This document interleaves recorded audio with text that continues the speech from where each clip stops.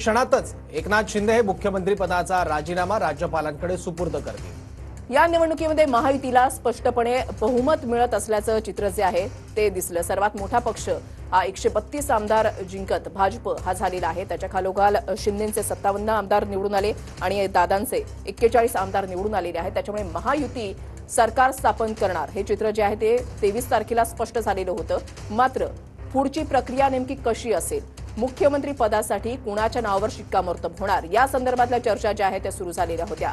आज 26 नोव्हेंबर 14वी विधानसभा विसर्जित होत असताना नेमक्या आज घडामोडी काय घडतायत हे पाहणं देखील तितकंच महत्त्वाचं असेल। एकनाथ शिंदेंनी मुख्यमंत्री पदाचा राजीनामा दिलेला आहे। महत्त्वाची बातमी आपण पाहताय। एकनाथ शिंदे यांनी मुख्यमंत्री पदाचा राजीनामा राज्यपालांकडे सोपवला आहे।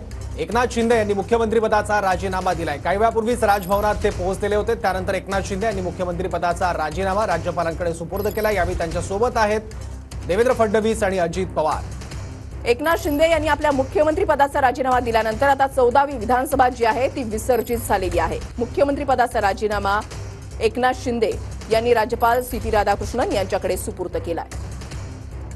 14वी विधानसभा आता विसर्जित झालेली आहे। मुख्यमंत्री पदाचा राजीनामा एकनाथ शिंदे यांनी राज्यपालांकडे सुपूर्द केलेला आहे। राज्यातल्या राजकीय घडामोडींचे सगळे अपडेट्स आपण बघतोय। काही वेळापूर्वी अजित पवार दाखल झाले राजभवनावर, त्यानंतर देवेंद्र फडणवीस आणि काही वेळापूर्वीच एकनाथ शिंदे सुद्धा दाखल झाले आणि त्यांनी राज्यपालांकडे मुख्यमंत्री पदाचा राजीनामा सुपूर्द केलेला आहे।